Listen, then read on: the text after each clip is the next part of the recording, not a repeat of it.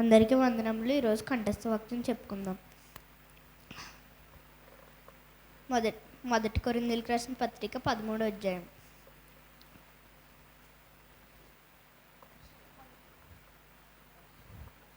మనుషుల భాషలతోనూ దేవదూతల భాషలతోనూ నేను మాట్లాడను.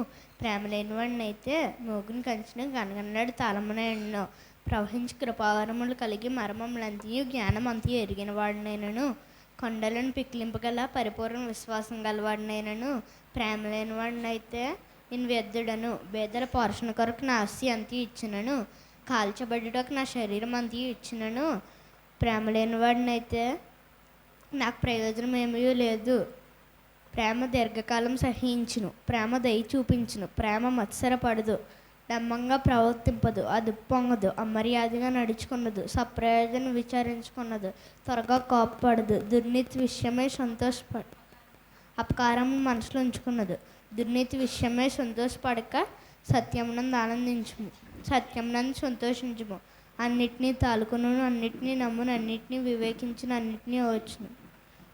ప్రేమ శాశ్వతకాలం ఉండు, ప్రవచనలైనను నిరర్ధకమగును, భాషలైనను నిలిచిపోవును, జ్ఞానమైనను నిరర్ధకమగును. మనం కొంత మట్టుకు ఎరిగి ఉన్నాము, కొంత మట్టుకు ప్రవహించున్నాము, కానీ పూర్ణమైనది వచ్చినప్పుడు పూర్ణంగాను నిరర్ధకమగును. నేను పిల్లవాని వలె ఉన్నప్పుడు పిల్లవాని వలె మాట్లాడితేనే, పిల్లవాని వలె తలంచేతనే, ఇప్పుడు పెద్దవాడినే పిల్లవాని వలె యోచించితిని, ఇప్పుడు పెద్దవాడినే పిల్లవాని చేష్టలు మాన్పితిని. ఇప్పుడు అద్దంలో చూచినట్టు సూచనగా చూచున్నాను, అప్పుడు ముఖాముఖిగా చూచును. ఇప్పుడు కొంత మట్టికి ఎరిగి ఉన్నాము, అప్పుడు పూర్తిగా ఎరుగుబడిన ప్రకారం పూర్తిగా ఎరుగుదును. కాగా విశ్వాసము, నిరీక్షణ, ప్రేమ ఈ మూడును నిలిచును. వీటిలో శ్రేష్టమైనది ప్రేమయే. అందరికీ వందనం.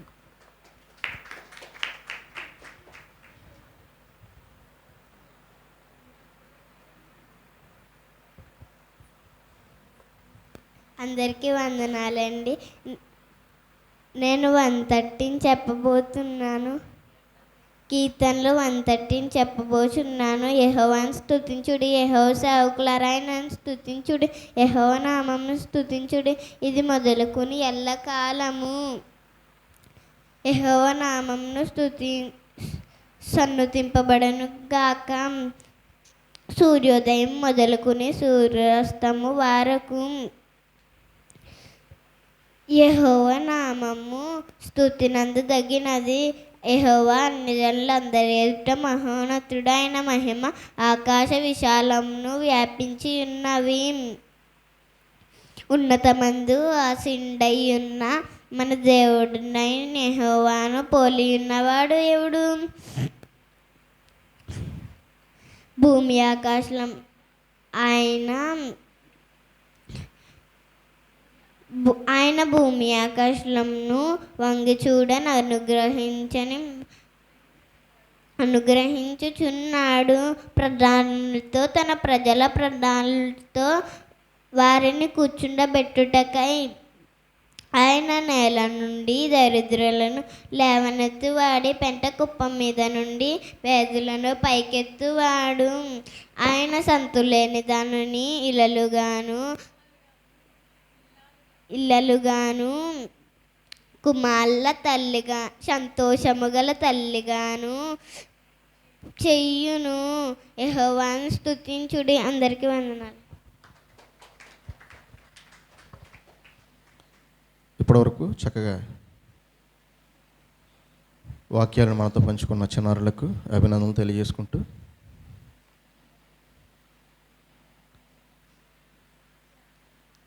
ప్రారంభ మాటలుగా కొన్ని విషయాలు మనం తెలుసుకోవడానికి ప్రయత్నం చేద్దాం. దినవృత్తాంతాల మొదటి గ్రంథం 28వ అధ్యాయం 9వ వచనం. దినవృత్తాంతాల మొదటి గ్రంథం 28వ అధ్యాయం 9వ వచనంలో మాట మనం చదువుకుందాం. ఇది దావీదు గారు తన చివరి గడియల్లో తన కుమారుడైన సొలొమోనుతో మాట్లాడుతున్న ఈ వచనాలు చాలా అద్భుతంగా ఉంటాయి.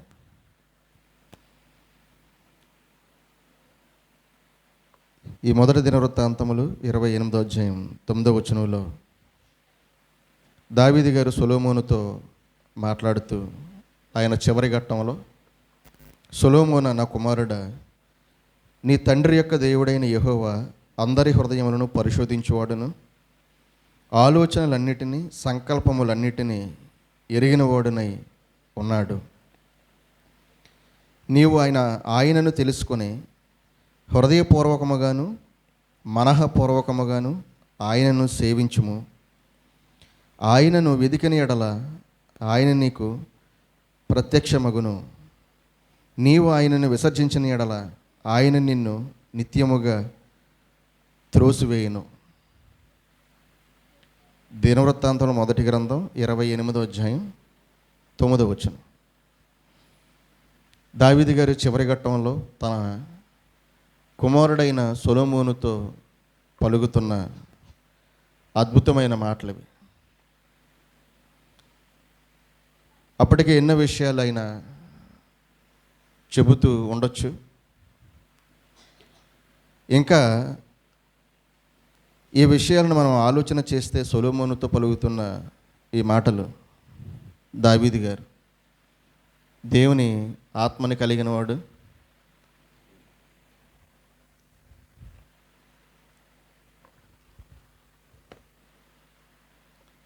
దేవుని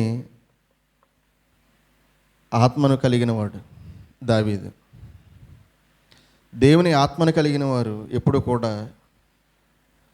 ఎవరితోనైనా సరే ఇలాంటి విషయాలే మాట్లాడతారు. ముఖ్యంగా పిల్లలతో వారికి ఎలాంటి విషయాలు చెప్పి వారిని బాల్యం నుండి పెంచాలి అనేది ఈ మాటలను చదివితే మనకు బాగా అర్థమవుతుంది. అంతేకాదు, తాను దావీదు యొక్క ముగింపు దశలో తన కుమారుడితో మాట్లాడుతూ ఏం చేయాలో దావీదు గారు చక్కగా తన కుమారుడికి చెబుతున్నారు. ఎందుకంటే మొట్టమొదటిగా దేవుడు చాలా గొప్పవాడు. ఆయన మానవ హృదయాల కంటే అధికుడు. సమస్త మనుషుల హృదయాలను ఆయన ఎరిగినవాడు. ఈ విషయాన్ని మొట్టమొదటిగా దావీదు గారు సొలొమోనుకి తెలియజేస్తూ ఉన్నారు. ఎందుకంటే మనిషి ఆలోచన ఎప్పుడు ఏంటంటే, మనుషులకు కనబడకుండా నేను ఉన్నాను, లేదంటే ఏదైనా నేను మనుషుల యొక్క కళ్ళు గప్ప నేను చేస్తాను అనే మనిషి ఆలోచనలో ఎప్పుడు ఇది ఉంటుంది. మనుషుల యొక్క కళ్ళు మనం కప్పగలం, కానీ మనుషులు కనిపించకుండా మనం ఏదైనా చేయగలం, కానీ దేవుని నుండి మనం తప్పించుకోలేము. ఎందుకంటే ఆయన మొట్టమొదటిగా మనిషిలో చూసేది ఏమిటి అంటే హృదయం, మన ఆలోచన విధానం. ఇదే దేవుడు చూస్తాడు. మనుషులైతే పైరూపాన్ని చూస్తారు. ఏం చూస్తారు? కట్టుకున్న వస్త్రాలు, లేదంటే మనం వేసుకుని వెళుతున్న బండో, లేదంటే కారో, లేదంటే మనం ధరించుకున్న విలువైన నగలు, ఉంటున్న ఇల్లు, లేదంటే ఇంట్లో ఉంటున్న వాటివి, ఇలాంటివి చూస్తారు. కానీ దేవుడు దేనిని చూస్తున్నాడు అంటే మానవ హృదయాన్ని పరిశీలన చేస్తున్నాడు. హృదయాన్ని చూస్తున్నాడు, ఆయన పరిశోధిస్తున్నాడు. చూడడం కాదు. చూడడం వేరు, పరిశోధించడం వేరు. అంతేనా? చూడడం వేరు, పరిశోధించడం వేరు. పరిశోధన అంటే ఇప్పుడు ఏం జరుగుతుంది మన హృదయంలో, మన ఆలోచన విధానం ఎలాగుంది, అసలు ఏంటి మన క్యారెక్టర్, నెక్స్ట్ తర్వాతి అడుగు ఎలా ఉంటుంది, పరిశీలనగా పరిశోధించి మనల్ని తెలుసుకోవడం దేవుడు ఇదే చేస్తున్నాడు. ఆయన పరలోకంలో ఉండి మనుషుల యొక్క అంతరంగంలో జరుగుతున్న ప్రతి ఆలోచనను ఆయన ఏం చేస్తున్నాడంటే పరిశోధిస్తున్నాడు. ఈ విషయం జాగ్రత్తగా మనం ఆలోచన చేయాలి. పిల్లలకు కూడా ఎప్పుడు కూడా ఏ విషయం చెప్పాలంటే ఇదే చెప్పాలి. ఎందుకంటే ఎప్పుడు కూడా వారు దొరకకూడదని వెంటనే దాచేస్తారు, మనకు కనపడకూడదని. మనకు కనిపించకుండా దాయగలరు, కానీ దేవునికి కనిపించకుండా దాయగలరా? దాయలేరు. దేవుడు హృదయాన్ని చూస్తున్నాడు అనే విషయం వారికి ఎప్పుడు కూడా మనం నేర్పించాలి. అప్పుడు పాపం చేయడానికి ఆస్కారం ఉండదు, పాపం చేసే పరిస్థితి ఉండదు. ఎందుకంటే దేవుడు హృదయాన్ని చూసినప్పుడు ఆలోచనలు, తలంపులు దేవుడు పరిశీలిస్తున్నప్పుడు ఎంత భయపడుతూ ఎంత జాగ్రత్తగా ఉంటారో చెప్పండి.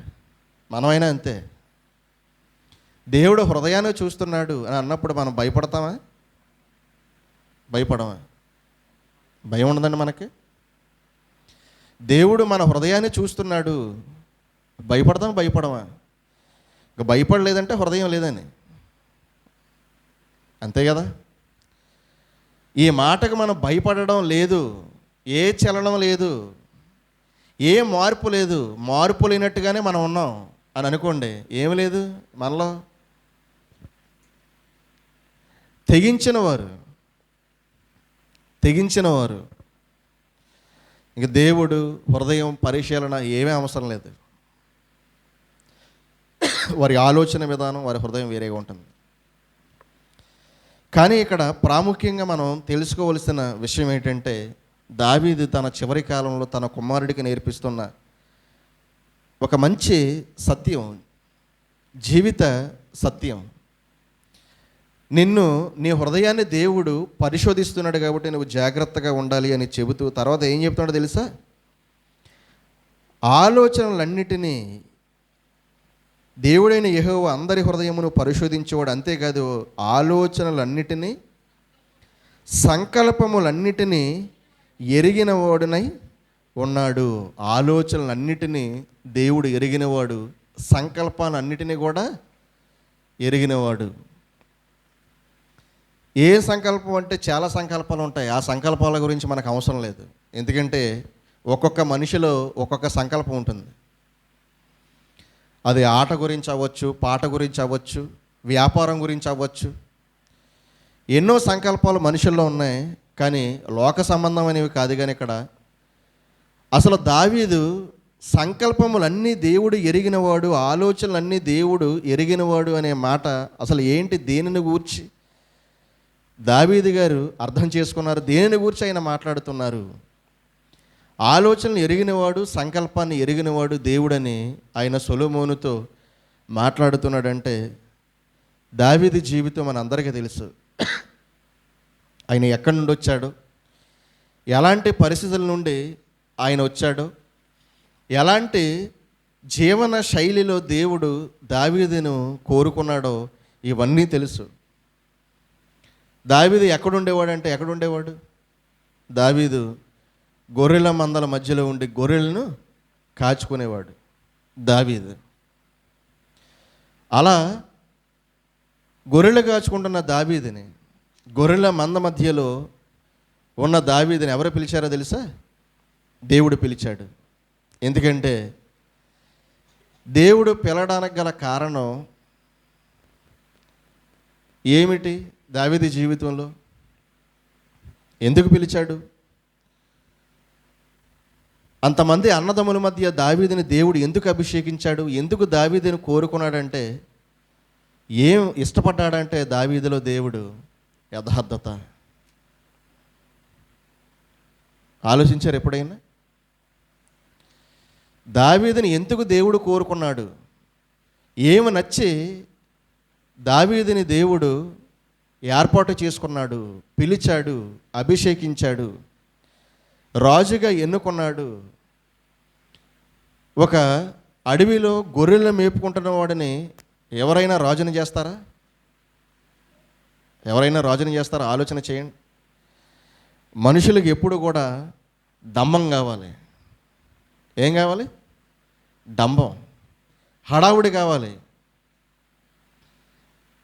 ఎప్పుడు కూడా పైన హంగులు హంగామాలు కావాలి మనుషులకి. కానీ దేవుడు దావీదుని గుర్తించిన విధానం చాలా అద్భుతం. ఎందుకు హృదయాన్ని పరిశీలిస్తున్నాడని సొలొమోనుతో చెప్తున్నాడో తెలుసా? నేను ఒకప్పుడు ఎక్కడుండేవాడిని తెలుసా? ఎక్కడుండేవాడిని? అరణ్యములో నా తండ్రి గొర్రెలు మేపుకుంటూ ఉండేవాడిని. అలాంటి పరిస్థితుల్లో దేవుడు నన్ను పిలిచాడు. ఎందుకంటే ఆయన హృదయాన్ని పరిశీలించేవాడు. హృదయాన్ని పరిశీలిస్తే ఏం దొరికింది నాలో? ఆయన ఏం కనుగొన్నాడు నాలో?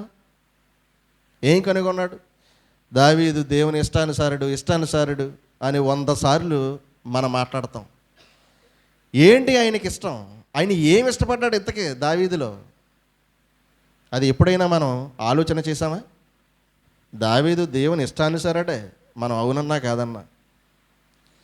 మనం 100 సార్లు చెప్పినా, ఒక్కసారి చెప్పినా దావీదు దేవునికి ఇష్టానుసారుడు.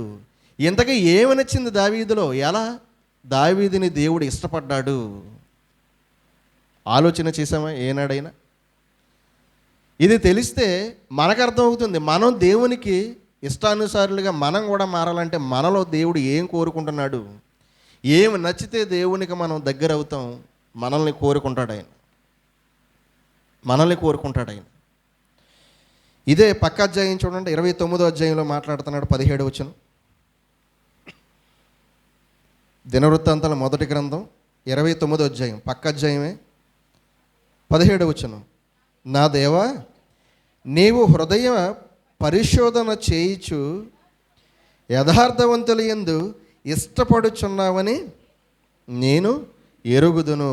నేనైతే యథార్థ హృదయము గలవాడనై ఇవన్నీ మనఃపూర్వకముగా ఇచ్చి ఉన్నాను. చూసారా?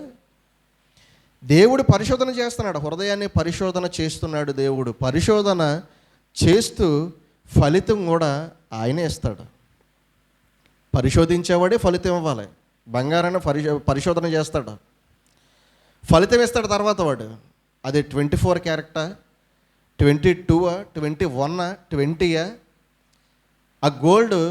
ఆ గోల్డ్లో ఎంత పర్సంటేజ్ ఉంది, అందులో ఎంత ప్యూరిటీ ఉంది, అది ఎంత పరిశుద్ధంగా ఉంది అనేది, అది దాని క్వాలిటీ ఏంటో తర్వాత వాడు సర్టిఫికేట్ రూపంలో ఇస్తాడు. ఎవరిస్తారు సర్టిఫికేట్ ఇవ్వాలంటే? ఎవరైతే దానిని పరిశోధన చేశారో వారు మాత్రమే ఆ సర్టిఫికేట్ ఇస్తారు. దేవుడు దావీదు హృదయాన్ని పరిశీలన చేసిన దేవుడు సర్టిఫికేట్ ఇస్తున్నాడు. ఏమన్నా తెలుసా? ఎలాంటి వాడు దావీదు? నీవు యథార్థవంతుల యందు ఇష్టపడుతున్నావు. దేవుడు ఎవరు యందు ఇష్టపడతాడు? ఎవరంటే దేవుడికి ఇష్టం? యథార్థవంతులంటే దేవుడికి ఇష్టం.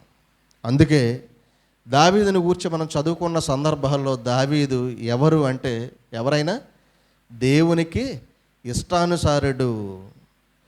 ఇప్పుడు దేవునికి ఇష్టానుసారుడు అవ్వాలంటే ఏం కలిగి ఉండాలి మనం? ఏం కలిగి ఉండాలి మనం? డబ్బులు ఇవ్వడం, పని చేయడం, వంట వండడం, ఉల్లిపాయలు కోయడం, పాటలు పాడడం, ఇవన్నీ తర్వాత సెకండరీలోకి వస్తాయి. దేవుడికి మనం ఇచ్చే డబ్బులు, దేవుడికి మనం చేసే సేవ, ఇవన్నీ తర్వాత కోణంలోకి వస్తాయి. మొట్టమొదటిగా దేవుని విషయంలో మనం ఎలాంటి హృదయం కలిగి ఉండాలి? ఎలాంటి హృదయం కలిగి ఉండాలి అంటే యథార్థమైన హృదయం కలిగి ఉండాలి. యథార్థమైన హృదయం కలిగి ఉండాలి. ఎందుకంటే దేవుడు కూడా ఎలాంటి వాడో తెలుసా? ఆయన యథార్థవంతుడు. ఆయన యథార్థవంతుడిలో మార్పు ఉండదు. ఆయన మార్పు లేనివాడు. యథార్థవంతుడిలో ఏముండదు? మార్పు ఉండదు. దేవుని మాట అవునంటే అవును, కాదంటే కాదు. అదండి దేవుడు. ఆయన యథార్థవంతుడు. దేవునిలో ఉన్న యథార్థత చాలా గొప్పదండి. ఆయన మాట ఇస్తే ఖచ్చితంగా ఆయన నెరవేర్చేవాడు దేవుడు.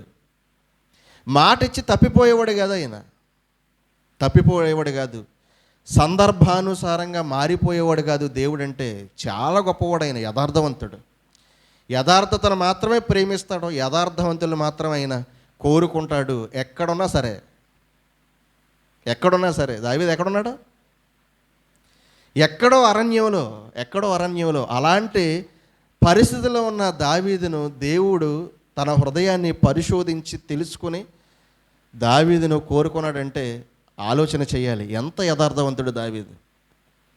అందుకే తన కుమారునికి చెప్తున్నాడు ఇవన్నీ. తన కుమారునికి సొలొమోనుకి చెప్తున్నాడు ఇవన్నీ.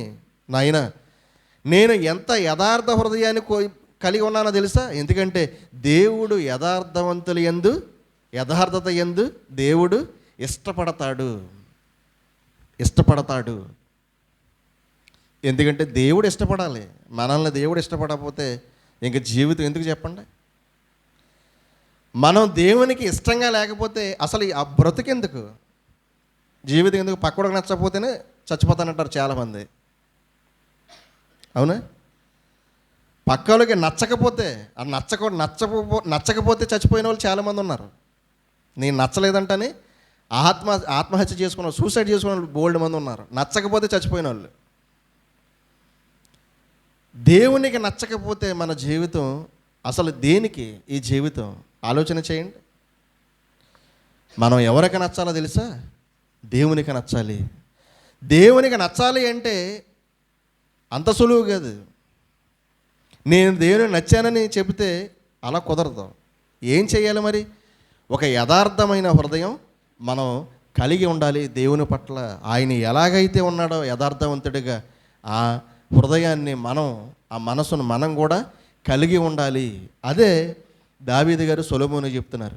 ఎందుకంటే చాలా జాగ్రత్తగా ఉండాలి. ఎందుకంటే నా తర్వాత రాజువు నీవు. దేవుడు సంకల్పాన్ని కూడా ఎరిగినవాడు.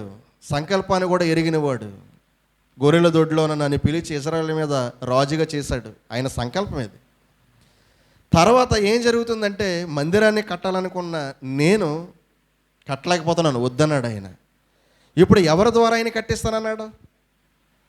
ఎవరితో ఆయన మందిరాన్ని కట్టిస్తానన్నాడు? సొలొమోనుతో కట్టిస్తానన్నాడు. ఆయన సంకల్పం చూసారు ఎంత బాగుందో. అంటే సంకల్పములన్నీ, ఆలోచనలన్నీ ఆయన ఎరిగినవాడు. దావీదు ఆలోచన మంచిదే, నేను మందిరం కట్టాలని. అంతా పోగేసుకున్నాడు పాపం, అంతా పోగేశాడు నేను మందిరం కట్టాలని. కానీ దేవుడు ఏమన్నాడు? ఆలోచన ఎరిగినవాడు, సంకల్పములన్నీ ఎరిగినవాడైన ఆయన సంకల్పం. దేవుని మందిరం నేను కట్టాలి. చూడండి ఎంత బాగుందో. ఆలోచన, సంకల్పం చూసారు ఎంత బాగుందో. అంటే లోక సంబంధమైన ఆలోచనలు, లోక సంబంధమైన సంకల్పం వేరు. దేవుని సంబంధమైన ఆలోచన, దేవుని సంబంధమైన సంకల్పం చాలా గొప్పది. అది మనిషిని గొప్పవాడిని చేస్తుంది.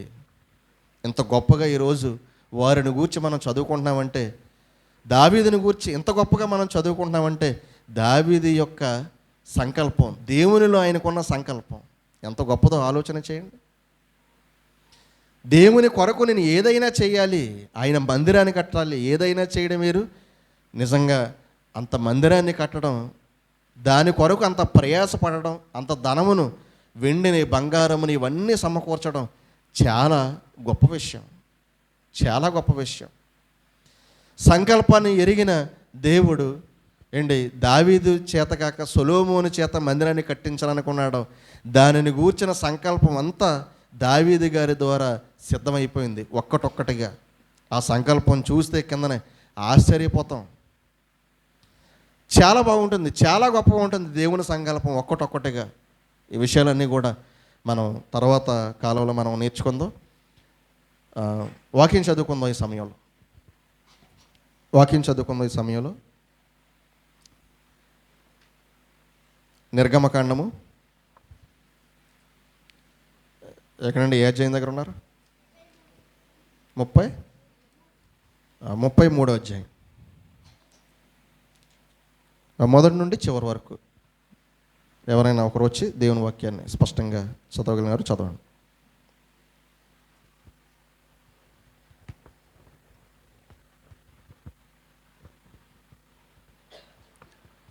అందరికీ వందనాలండి. నిర్గమకాండం 33 అధ్యాయం 1 నుంచి చివరి వరకు చదువుకుందాం. మరియు యెహోవా మోషేతో ఇట్లనెను, నీవును నీవు ఐగుప్తు నుండి తోడుకొని వచ్చిన ప్రజలను బయలుదేరి నేను అబ్రహాంతోనూ ఇస్సాకుతోనూ యాకోబుతోనూ ప్రమాణము చేసి నీ సంతానమునకు దీనినిచ్చెదనని చెప్పిన పాలు తేనెలు ప్రవహించు దేశమునకు లేచిపోండి. నేను నీకు ముందుగా దూతను పంపి కానానీయులను, అమ్మోరీయులను, హిత్తీయులను, పెరిజీయులను, హీవీయులను, యెబూసీయులను వెళ్ళగొట్టెదను. మీరు లోబడని నొల్లని ప్రజలు గనుక నేను మీతో కూడా రాను, త్రోవలో మిమ్మును సంహరించెదనేమో అని మోషేతో చెప్పెను. ప్రజలు ఆ దుర్వార్తను విని దుఃఖించిరి. ఎవడునూ ఆభరణములను ధరించుకొనలేదు. కాగా యెహోవా మోషేతో ఇట్లనెను, నీవు ఇశ్రాయేలీయులతో, మీరు లోబడనొల్లని ప్రజలు, ఒక క్షణమాత్రము నేను మీ నడమకు వచ్చితినా మిమ్మును నిర్మూలము చేసేదను గనుక మిమ్మును ఏమి చేయవలెనో అది నాకు తెలియనట్లు మీ ఆభరణములను మీ మీద నుండి తీసివేయుడి అని చెప్పుమనెను. కాబట్టి ఇశ్రాయేలీయులు హోరేబు కొండ యొద్ద తమ ఆభరణములను తీసివేసిరి. అంతటా మోషే గుడారము తీసి పాలెము వెలుపలికి వెళ్ళి పాలెమునకు దూరముగా దాన్ని వేసి దానికి ప్రత్యక్షపు గుడారమని పేరు పెట్టెను. యెహోవాను వెతికిన ప్రతివాడును పాలెమునకు వెలుపలనున్న ఆ ప్రత్యక్షపు గుడారమునకు వెళ్ళుచూ వచ్చెను. మోషే ఆ గుడారమునకు వెళ్ళినప్పుడు ప్రజలందరూ లేచి ప్రతివాడు తన గుడారపు ద్వారమందు నిలిచి అతడు ఆ గుడారములోనికి పోవు వరకు అతని వెనుక తట్టు నిదానించి చూచుచుండెను. మోషే ఆ గుడారంలోనికి పోయినప్పుడు మేఘస్తంభము దిగి ఆ గుడారపు ద్వారమందు నిలువగా యెహోవా మోషేతో మాట్లాడుచుండెను. ప్రజలందరూ ఆ మేఘస్తంభము ఆ గుడారపు ద్వారమున నిల్చుట చూచి లేచి ప్రతివాడును తన గుడారపు ద్వారమందు నమస్కారము చేయుచుండెను. మనుష్యుడు తన స్నేహితునితో మాట్లాడునట్లు యెహోవా మోషేతో ముఖాముఖిగా మాట్లాడుచుండెను. తర్వాత అతడు పాలెములోనికి తిరిగి వచ్చుచుండెను. అతని పరిచారకుడును నూను కుమారుడైన యెహోషువాను అను యవనస్తుడు గుడారంలో నుండి వెలుపలికి రాలేదు. మోషే యెహోవాతో ఇట్లనెను, చూడుము, ఈ ప్రజలను తోడుకొని పొమ్మని నీవు నాతో చెప్పుచున్నావు గాని నాతో ఎవరిని పంపెదవో అది నాకు తెలుపలేదు. నేను నీ పేరును బట్టి నిన్ను ఎరిగి ఉన్నాననియు నా కటాక్షము నీకు కలిగినదనియు చెప్పితివి గదా. కాబట్టి నీ కటాక్షము నా ఎడల కలిగిన ఎడల నీ కటాక్షము నా ఎడల కలుగునట్లుగా దయచేసి నీ మార్గమును నాకు తెలుపుము. అప్పుడు నేను నిన్ను తెలుసుకొందును. చిత్తగించుము, ఈ జనము నీ ప్రజలే గదా అనెను. అందుకు ఆయన, నా సన్నిధి నీకు తోడుగా వచ్చును, నేను నీకు విశ్రాంతి కలుగజేసేదనగా, మోషే నీ సన్నిధి రాని ఎడల ఇక్కడ నుండి మమ్మను తోడుకుని పోకుము. నా ఎడలను నీ ప్రజల ఎడలను నీకు కటాక్షము కలిగినదని దేని వలన తెలియబడును? నీవు మాతో వచ్చుట వలనే గదా. అట్లు మేము అనగా నేనును నీ ప్రజలను భూమి మీదనున్న సమస్త ప్రజలలో నుండి ప్రత్యేకింపబడుదుమని ఆయనతో చెప్పెను. కాగా యెహోవా, నీవు చెప్పిన మాట చొప్పున చేసేదను. నీ మీద నాకు కటాక్షము కలిగినది. నీ పేరును బట్టి నిన్ను ఎరుగుదునని మోషేతో చెప్పగా అతడు, దయచేసి నీ మహిమను నాకు చూపుమనగా ఆయన, నా మంచితనమంతయు నీ ఎదుట కనుపరచెదను. యెహోవాను నామమును నీ ఎదుట ప్రకటించెదను. నేను కరుణించువాని కరుణించెదను, ఎవరి యందు కనికరపడెదనో వాని యందు కనికరపడెదనను. మరియు ఆయన, నీవు నా ముఖమును చూడజాలవు, ఏ నరుడును నన్ను చూచి బ్రతకడనెను. మరియు యెహోవా, ఇదిగో నా సమీపమున ఒక స్థలమున్నది, నీవు ఆ బండ మీద నిలవవలెను. నా మహిమ నిన్ను దాటి వెళ్ళుచుండగా ఆ బండ సందులో నిన్ను ఉంచి నిన్ను దాటి వెళ్ళు వరకు నా చేతితో నిన్ను కప్పెదను. నేను నా చెయ్యి తీసిన తరువాత నా వెనుక పార్శ్వమును చూచెదవు, కానీ నా ముఖము నీకు కనబడదని మోషేతో చెప్పాను. వందనాలండి.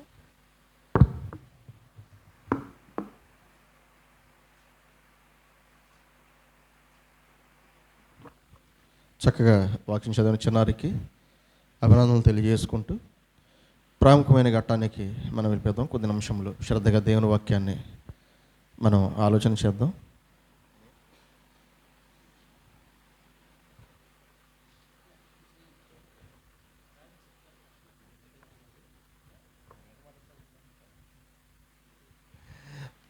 మన మధ్యలో ఉన్న సుధాకర్ అన్నయ్య గారు మనకి వాక్యాన్ని అందిస్తారు కాబట్టి జాగ్రత్తగా ఒక పరిశీలనాత్మక దృష్టితో దేవుని వాక్యాన్ని ఆలోచించవలసిందిగా ప్రేమపూర్వకంగా మిమ్మల్ని అందరినీ కోరుకుంటూ సమయాన్ని అన్నయ్యకి అప్పగిద్దాం.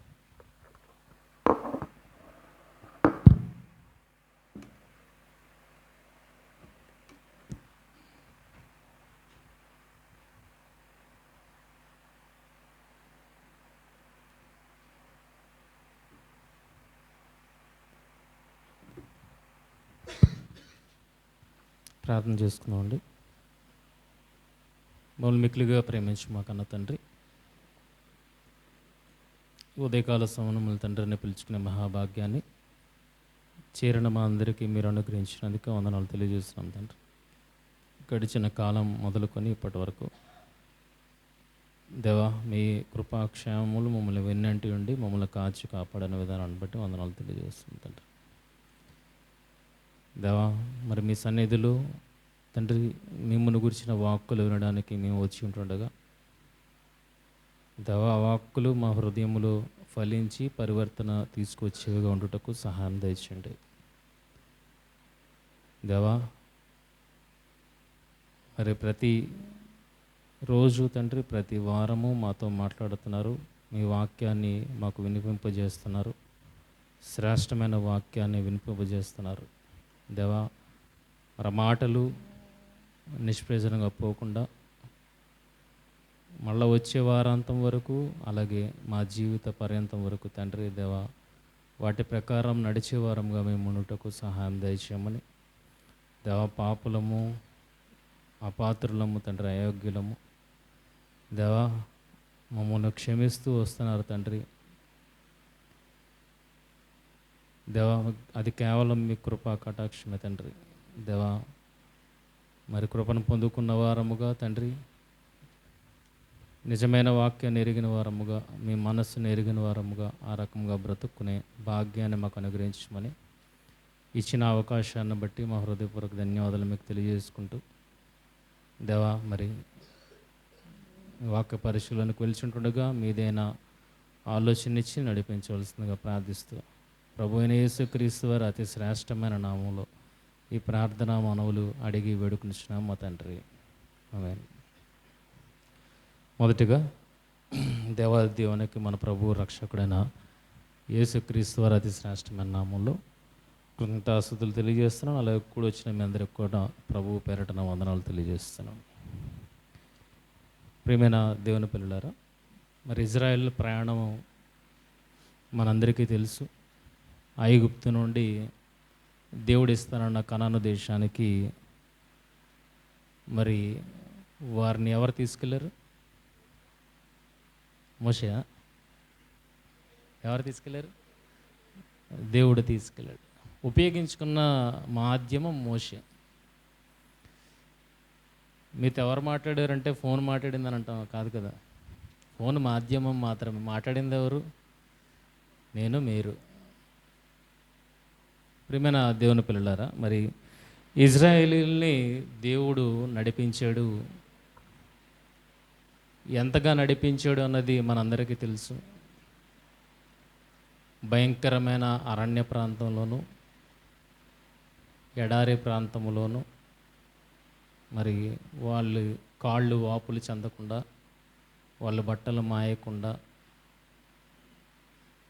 వాళ్ళ చెప్పులు అరగకుండా దేవుడు అంత చక్కగా వారిని నడిపించుకొని వచ్చాడు. మరి ఎలాంటి ఆహారము తిన్నారో, ఎలాంటి నీళ్లు తాగారో అది మనకు తెలుసు. వాళ్ళు తెచ్చుకున్నవి ఏం కాదు, వాళ్ళు తెచ్చుకున్నవి వెంటనే అయిపోయాయి. అప్పటి నుండి దేవుడు 40 సంవత్సరాల వారిని ఆశ్చర్యకరమైన రీతిలో పోషించాడు. చివరికి అన్న స్థానానికి వాళ్ళని చేర్చాడు.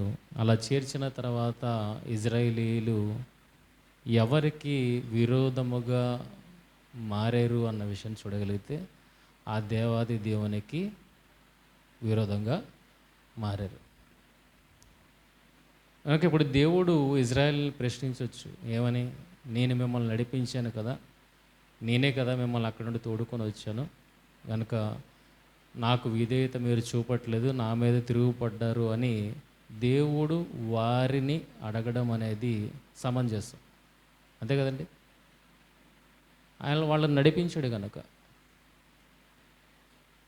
మన పిల్లల్ని మనం పెంచుతాం కనుక మనకి రైట్ ఉంటుంది. అదే పక్కోడి పిల్లల్ని ఏరా నువ్వు ఇలా చేస్తున్నావు అని అడగగలుగుతాం? లేదు కదా. ఎందుకంటే వాళ్ళ మన కంట్రోల్లో లేరు, వాళ్ళ తల్లిదండ్రుల కంట్రోల్లో ఉన్నారు. కనుక మన పిల్లల్ని క్వశ్చన్ చేసే రైట్ మనకుంది. ఎందుకంటే మనం వారిని పెంచుతున్నాం, పోషిస్తున్నాం, సన్మార్గములో నడిపిస్తున్నాం, గనుక వాళ్ళ మీద రైట్ ఉంటుంది. కనుక ఇజ్రాయేలీలను దేవుడు నడిపించాడు కనుక దేవుడికి వారి మీద రైట్ ఉంది. వాళ్ళు ఒకవేళ సరిగా ప్రవర్తించలేదంటే దేవుడు క్వశ్చన్ చేసే అధికారము ఉంది. కానీ విచిత్రముగా కొన్ని విషయాల్లో మనం చూడగలిగితే ఏమని అంటున్నారు, ఇక్కడ అబ్రహాము గారి విషయాన్ని మనం చూడగలిగితే కొద్దిసేపు మాట్లాడతాను. 20వ అధ్యాయం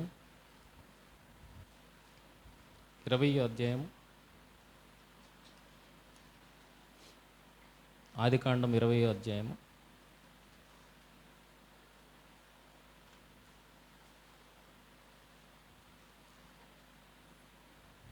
20వ అధ్యాయము అబ్రహాము గారు గెరారు దేశానికి వెళ్తారు. గెరారు దేశ ప్రజలు ఎలాంటి వాళ్ళు అన్నది ఆయన మాటల్లో మనం చూడగలిగితే 10వ వచనం, మరియు అబీమెలెకు నీవేమి చూచి ఈ కార్యము చేసితవని అబ్రహామును అడుగగా, అబ్రహాము ఈ స్థలమందు దేవుని భయము ఏమాత్రమునూ లేదు. దేవుని భయము ఏమాత్రమునూ లేదు అని ఎవరిని గూర్చి ఎవరంటున్నారు? అబ్రహాము గారు గెరారు దేశంలో ఉన్న సమాజాన్ని చూసి ఏమని అంటున్నారు? ఎవరు భయపడాలి? ఎవరెవరికి భయపడాలి? అబ్రహాము గారు దేవుణ్ణి ఎరిగారు, ఆయన దేవునితో పాటు ప్రయాణం చేస్తాడు కనుక ఇప్పుడు దేవునికి భయపడాల్సింది ఎవరు? అబ్రహాము గారు. కానీ అబ్రహాము గారు గెరారు దేశంలో ఉన్న వారిని ఏమని అంటున్నాడు? ఇక్కడ ఏం లేదట, దేవుడి భయము లేదంట. వాళ్ళు ఎందుకు దేవుడు భయపడాలి? ఆలోచించండి. కనుక ఇక్కడ చెప్పకనే అబ్రహాము గారు ఏమని చెప్తున్నారు అని అంటే, అన్య జనాంగము పైన కూడా ఎవరు అధికారిగా ఉన్నారు? దేవుడు అధికారిగా ఉన్నాడు. అలాంటి వారి ఎదుట ఎవరు భయపడాలి? మనుషులు భయపడాలి. మనం వరకు భయపడతాండి. మనం తోటి మనిషి చూస్తున్నాడా లేదా అని, లేదా సమాజం చూస్తుందా లేదా అన్నది సమాజానికి కానీ తోటి మనిషికి కానీ భయపడతాం. యవన ప్రయాణికి వచ్చిన పిల్లవాడు షాప్ దగ్గర సిగరెట్ కాలుస్తాడు అనుకోండి, ఆయనను కన్న తండ్రి అటుపక్కగా వెళ్ళాడు అనుకోండి, భయపడతాడా లేదా? చూడనప్పుడు తాగుతూ ఉంటాడు, కానీ తండ్రి ఎదురు పడగానే వెంటనే దాచేస్తాడు భయపడి. అదే వేరెవరైనా వెళ్ళనండి, భయపడతాడా? నాకు తెలియదు, నా వాళ్ళు కాదు. మరి మనిషికి భయపడిన వాడు అంటే తెలిసిన వ్యక్తికి భయపడేవాడు, వారు చూస్తారని తెలిసి భయపడేవాడు ఎవరు కూడా చూస్తారని తెలిసి భయపడాలి అని ఇక్కడ చెప్తున్నారు. వ్యక్తి కాదు, సమాజము కాదు. ఎవరికి భయపడాలి అంటే సమాజము లేదా మనము వ్యక్తిగా దేవునికి భయపడాలి. ఎందుకంటే ఆ దేవుని కంట్రోల్లోనే మనం అందరము ఉన్నాం. ఆయన పోషిస్తుంది ఎవరు? వారిని పోషిస్తుంది ఎవరు? అబ్రహాము గారు నడిపిస్తున్నది ఎవరో అదే దేవుడు వారిని కూడా నడిపిస్తున్నాడన్న విషయము ఈ సందర్భంగా మనకి అర్థం కావాలన్నప్పుడు సమాజం ఎవరిని చూడాలి? దేవుణ్ణి చూడాలి, వ్యక్తిని కాదు, సమాజాన్ని కాదు, అందరూ దేవుని కాసే చూడాలి. అది నిరూపించే దృఢపరిచే ఒక మాటని మీరు చూడగలిగితే సంఖ్యాకాండము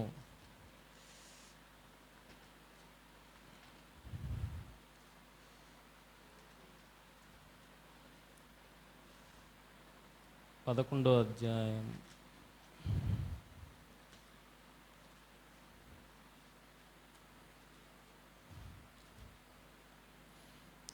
14వ అధ్యాయము, సంఖ్యాకాండము 14వ అధ్యాయము 9వ వచనం నుండి చూడగలిగితే ఇజ్రాయేలీలు కొంతమందిని సెలెక్ట్ చేసి వారు స్వాధీనపరచుకుపోయే దేశానికి ముందుగా వేగు చూడడానికి పంపిస్తారు. అలా వెళ్ళిన సమాజము వారందరినీ చూసి భయకంపితులైపోయి ఇజ్రాయెల్ సమాజాన్ని అందరి ధైర్యాన్ని చెదరగొడతారు.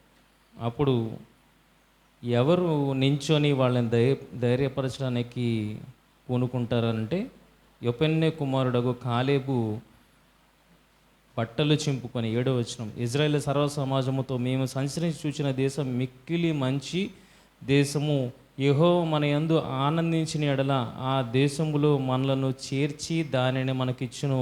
అది పానులు తేలును ప్రవహించే దేశము. మెట్టుకు మీరు యెహోవా మీద తిరుగుబడకుడి, ఆ దేశ ప్రజలకు భయపడకుడి, వారు మనకు ఆహారమగుదురు, వారి నీడ వారి మీద నుండి తొలగిపోయాను. ఏం చెప్పే ఉద్దేశం ఏదండి? వారి నీడ వారి మీద నుండి తొలగిపోయానంటే ఏ నీడ? ఎలాంటి దేశం అంట అది? ఎలాంటి దేశం అట? ఇజ్రాయేల్ సర్వస్వం మేము సంచరించి చూసిన దేశము మిక్కిలి మంచి దేశము. ఒక ద్రాక్ష గెల ఎంత మోసేవారు? 2 కావిడి మీద మోసుకొని వెళ్ళేవారు. అంటే ఎంత సమృద్ధి గల దేశమో ఒకసారి ఆలోచించండి. అలాంటి మంచి దేశాన్ని ఎవరికి ఇస్తానంటున్నాడు? ఇజ్రాయెల్కి ఇస్తానంటున్నాడు. ఎలా ఇవ్వగలుగుతున్నాడు అని చూడగలిగితే కాలేబు గారు ఏమంటున్నారు?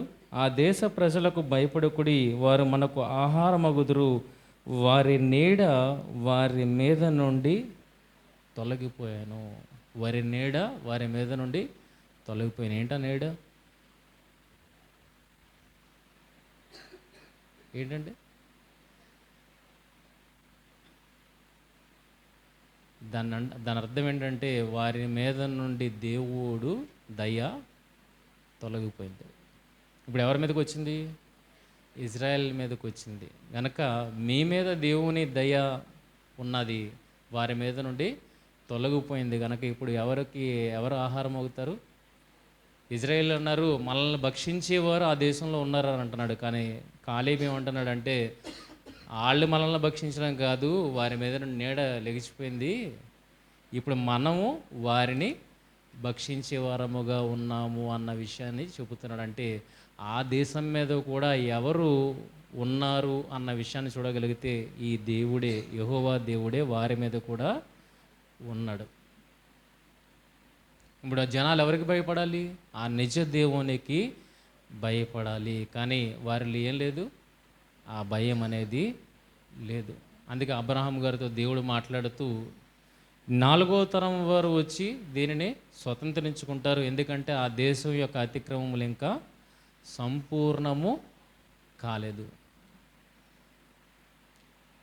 ఎవరు చూస్తున్నారు? దేవుడు మనల్ని చూస్తున్నాడు. ఇందాకలా తమ్ముడు చెప్పినట్టుగా దేవుడు ప్రతి ఒక్కరి హృదయాన్ని పరిశీలించేవాడు. ప్రేమన వల్ల వ్యక్తిగా మనం బయటికి బాగానే ఉండొచ్చు, కానీ మన హృదయపు లోతుల్లో ఉన్న ఆ రహస్యాలు ఎవరికి మాత్రం తెలుస్తాయి అంటే వ్యక్తిగతంగా మనకు తెలిస్తే, రెండోది దేవుడికి తెలిస్తే గనక ఆ దేవుడు ప్రతి ఒక్కరి హృదయాన్ని శోధించి తెలుసుకుంటున్నాడు.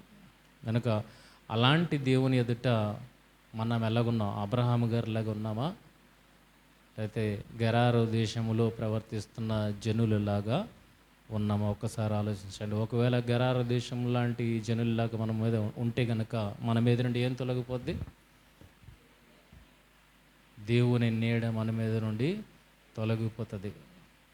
లేదు అబ్రహాం గారిలా ఉన్నామనంటే ఎప్పటికీ ఆయన దేవుని చేత ఆశీర్వదింపబడేవాడుగా ఉంటాడు.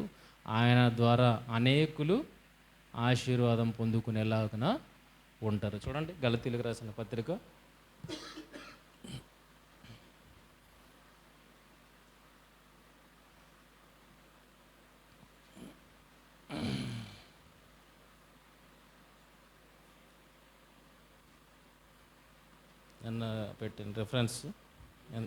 3:8 దేవుడు విశ్వాస మూలముగా అన్ని జనులను నీతిమంతులుగా తీర్చునని లేఖనము ముందుగా చూచి నీ యందు అన్ని జనులందరూ ఆశీర్వదింపబడుదురు అని అబ్రహామునకు సువార్త ముందుగా ప్రకటించాను. కనుక అబ్రహాము ఒక్కళ్ళే ఆశీర్వదింపబడలేదు. అబ్రహాము గారి ద్వారా ఎంతమంది ఆశీర్వదింపబడతారు? అనేకులకు ఆ ఆశీర్వాదానికి కారకుడుగా అబ్రహాము నిలిచాడు. కనుక ఈరోజు మనం నిజంగా దేవునికి భయపడే వారముగా ఉండగలిగితే మన ద్వారా అనేకులకి ఆ దేవుని ఆశీర్వాదాలను మనం ప్రబలేటట్లుగా చేయగలుగుతాం. లేదు అనుకుంటే కనాన దేశంలో ఉన్నవారు ఎలాగ ఇజ్రాయేల్కి ఆహారం అయిపోయారో అలాగా మనం అందరము ఆహారం అయిపోవాల్సి వస్తుంది. కనుక సమాజం చూస్తుంది, మనిషి చూస్తున్నాడు, వ్యక్తి చూస్తున్నాడు అని వ్యక్తికి భయపడడం కాదు. ఎవరికి భయపడాలి? దేవుడికి భయపడాలి. అందుకే అబ్రహాము అంటున్నారు ఇక్కడ బొత్తిగా దేవుని భయము లేదు అని అబ్రహాము గారు గెరార దేశం గురించి అంటున్నారంటే అబ్రహాము గారు ఎలా బ్రతికారు? ఆ దేవుని ఎదుట నిందారహితుడిగా ఆయన బ్రతికాడు. మనుషులు ఎదుట ఆయన బ్రతకలేదు. ఎవరు ఎదుట బ్రతికాడు? హృదయాలను పరిశీలించే దేవుడి ఎదుట ఆయన నిందారహితుడిగా బ్రతికాడు. ప్రేమైన వర్లారా, అలాంటి బ్రతుకు మనకి ఉండాలి అన్న విషయాన్ని చెబుతున్నారు. అలాగే కేవలం అబ్రహాం గారికే కాదు, కేవలం దేవుని నమ్ముకున్న వారికే కాదు, దేవుడు నమ్మని వారికి కూడా ఆయనే దేవుడిగా ఉండి ఆయనే సంరక్షణ అనుగ్రహిస్తున్నాడు అన్న విషయాన్ని మనం యెహోషాపాతు సందర్భంలో మనం చూడగలిగితే, యెహోషాపాతు గారు అంటున్న మాటలు చూడగలిగితే, సందర్భం తెలుసా? అదేం తెలుసా?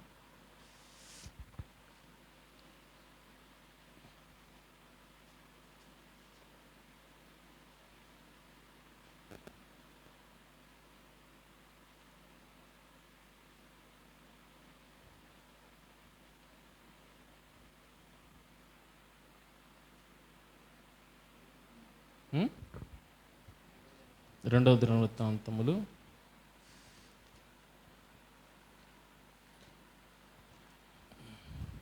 20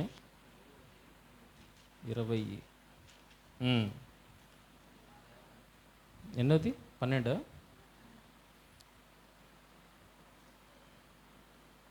ఇక్కడ యెహోషాపాతు రాజు మీదకి చాలామంది రాజ్యాలు ఒక్కటిగా యుద్ధానికి వస్తున్నప్పుడు యెహోషాపాతు ఆ దేవుడిని ప్రాధేయపడింది ఒక్కసారి మనం చూడగలిగితే, ప్రపంచం అంతటి మీద, ఆరిన నేల మీద ఉన్న జనులందరి మీద ఎవరు రాజు అన్న విషయాన్ని ఆయన తెలియపరుస్తాడు. చూడండి 6వ వచనము.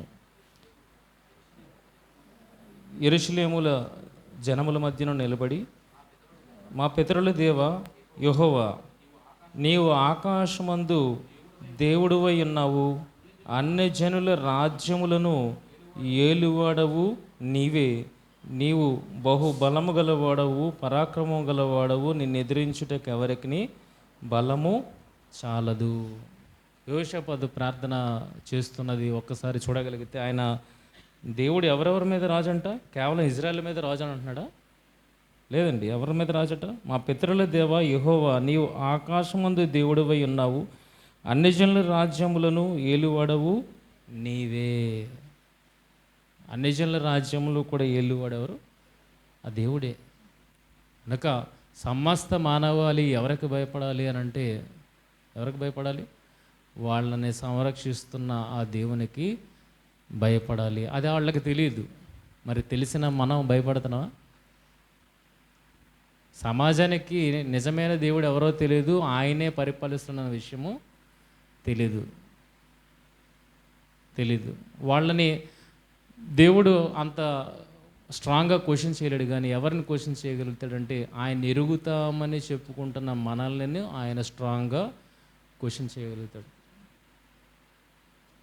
ఎలా ఉన్నది మన ప్రవర్తన దేవుని ఎదుట? ఎలా ఉంది ఆలోచించండి. అలాగే దేవుని ఎదుట దేవుడికి భయపడకుండా సమాజం చూస్తుంది, వ్యక్తి చూస్తుందని సమాజానికి భయపడే వరంగా మనం ఉన్నాము అనుకోండి, మన మీద నుండి ఏం తొలగిపోద్ది? దేవుని నీడ మన మీద నుండి తొలగిపోతుంది. ప్రేమన వర్లరా, ఇంకా చాలా ఉన్నది. ఈ సందర్భాన్ని ఆలోచించడంలో చాలా ఉన్నది. ఎందుకంటే నిజంగా దేవునికి భయపడితే సమాజంలో ఏముండదు? చెడు ఆలోచన, చెడు కార్యాలు కూడా నిజంగా ఉండవు. ఈరోజు దేవుడు ఉన్నాడని గుర్తించకపోబట్టే సమాజంలో ఏం జరుగుతున్నాయి? ఇవన్నీ జరుగుతున్నాయి అన్న విషయాన్ని మీరు మొదటగా గ్రహించగలగాలి. కనుక దేవుని భయము లేని సమాజంలో నిజంగా దేవునికి భయపడేవారుగా ఎవరు ఉండాలి? మనము ఉండాలి. అబ్రహాం ఉన్నాడు కనుకనే అబ్రహామును బట్టి అనేక మంది ఆశీర్వదింపబడ్డారు. ఆయన భయపడుతున్నట్లుగానే మిగిలిన వారు కూడా ఆయన చూసి ఆ నిజ దేవుడికి భయపడ్డారు. యోనా సందర్భం మనందరికీ తెలుసు కదండి. వాళ్ళు ఎవరెవరికో పూజలు చేస్తారు తుఫాన్ వచ్చిందని, కానీ యోనా అంటాడు నిజ దేవుడు ఆయన వల్లనే తుఫాన్ వచ్చిందనగానే చెప్పినప్పుడు యోనాతో పాటు వాళ్ళు కూడా ఎవరికి ప్రార్థన చేస్తారు? ఆకాశమునకుని భూమికిని సృష్టికర్త అయిన యెహోవాకి వారు కూడా ప్రార్థన చేయడం స్టార్ట్ చేస్తారు. కనుక నిన్ను బట్టి నిజదేవుణ్ణి ఎరిగేవారుగా ఉండాలి, ఆయనకు భయపడేవారుగా ఉండాలి. కానీ మన ప్రవర్తనను బట్టి ఎదుటివాడు ఇంకనూ చెడిపోయేవాడుగా మన ప్రవర్తన వాడి ఎదుట ఉండకూడదు. అని ఆ రకంగా మన సమాజంలో ఉండగలిగితే దేవుడు మనల్ని ఆశీర్వదించడం పాటు వారిని కూడా ఆశీర్వదిస్తాడు అన్న విషయము ఈ సందర్భంగా మీకు తెలియజేయాలని ఆశపడుతున్నాను. మరి అటువంటి ప్రవర్తన కలిగిన వారముగా మనం అందరం ఉండాలని కోరుకుంటే నా మాటలు ముగిస్తున్నాను. ప్రార్థన చేసుకుంటాం. మమ్మల్ని మిక్కిలిగా ప్రేమించు మా కన్నా తండ్రి, దేవా, విన్న మాటల ప్రకారమైన బ్రతుకు మా జీవితాల్లో ఉండుటకు సహాయం దయచండి. కేవలం చెప్పేవారముగా ఉండకుండా దేవా, చెబుతున్న మాటలు మాకు కూడా వర్తిస్తాయి అన్న ఆలోచన కలిగిన వారముగా తండ్రి మేము భయము కలిగి మరి నడుచుకునే స్థితిని మాకు దయచేయమని మిమ్మల్ని ప్రార్థిస్తూ దేవా, ఈ సంఘం అంతటిని దేవా అభివృద్ధిపరచండి. విశ్వాసములోను విధేయతలోను దినదినాభివృద్ధి చెందుటకు సహాయం అనుగ్రహించండి. ఇప్పటివరకు మీరు అనుగ్రహించిన కాపుదలను బట్టి వందనాలు తెలియజేస్తున్నాం తండ్రి. మరి ఈ మాటలు వారి హృదయాల్లో నాటుకొని దేవా మీరు చూస్తున్నారన్న భయము బెదురు మేము కలిగి ఉండి దేవ సమాజంలో దేవ దాన్ని కనుపరిచేవారము ఉండుటకు సహాయం దయచేయమని మరొకసారి గత కాలంలో జరిగిన కార్యక్రమాలన్నింటిని బట్టి మా హృదయపూర్వక ధన్యవాదాలు మీకు తెలియజేస్తున్నాం తండ్రి. దేవా, మీ వాక్యము విరివిగా వెదజల్లబడింది. మరి విన్న వాక్యం నిష్ప్రయోజనంగా పోకుండా ప్రతి ఒక్కరి హృదయాల్లో అది నాటుకొని ఫలించేలాగున సహాయం దయచేయండి. ఇంకను మా ముందు కూడా అనేకమైన కార్యక్రమాలు ఉన్నాయి తండ్రి, అనేకులను బలపరిచే పరిస్థితి ఉంది దేవా. మరి అటు యోగ్యమైన కార్యక్రమానికి మేము యోగ్యులముగా దేవా అర్హమైన పాత్రలుగా ఎంచబడేటట్లుగా తండ్రి మేము కూడా ఉండుటకు సహాయం దయచేయమని, మరి ప్రతి కార్యక్రమం మీ మహిమార్థమే జరుగుటకు సహాయం దయచేయమని, మరి సంఘాన్ని సంఘ కాపురులను జ్ఞాపకం చేసుకునండి. మీ మహిమ నిమిత్తం ప్రతి ఒక్కరిని వాడుకోనమని ఇచ్చిన క్షేమస్థితిని బట్టి వందనాలు తెలియజేసుకుంటూ ఇంకను తండ్రి అనారోగ్య పరిస్థితుల మధ్య ఉన్న వారిని ముట్టండి, సంపూర్ణ స్వస్థతను అనుగ్రహించండి. చంటి బిడ్డలకు ఇచ్చిన స్వస్థతను బట్టి వందనాలు, ఇంకను సంపూర్ణ స్వస్థతను దయచేయమని, వృద్ధులు మొదలుకొని చిన్నవారి వరకు ఈ కృపాక్షేమములు తోడుగా ఉంచి నడిపించమని, చేస్తున్న పనిపాట్లలో తండ్రి మీరే తోడుగా ఉండండి, అభివృద్ధిని దయచేయమని. దేవా క్షేమస్థితిని అనుగ్రహించమని, మహిమ ఘనత ప్రభావాలు మీకు ఆరోపిస్తూ తిరిగి వచ్చే వారం తండ్రి మీ సన్నిధిలో చేరుకునేంత వరకు మమ్మల్ని అందరినీ కాచి కాపాడుతారని నామొచ్చు ప్రభు అయిన యేసుక్రీస్తు వారి అతి శ్రేష్టమైన నామంలో ఈ ప్రార్థన మనవులు అడిగి వేడుకునిచున్నాము మా తండ్రి. ఆమేన్. అందరికీ వందనాలు.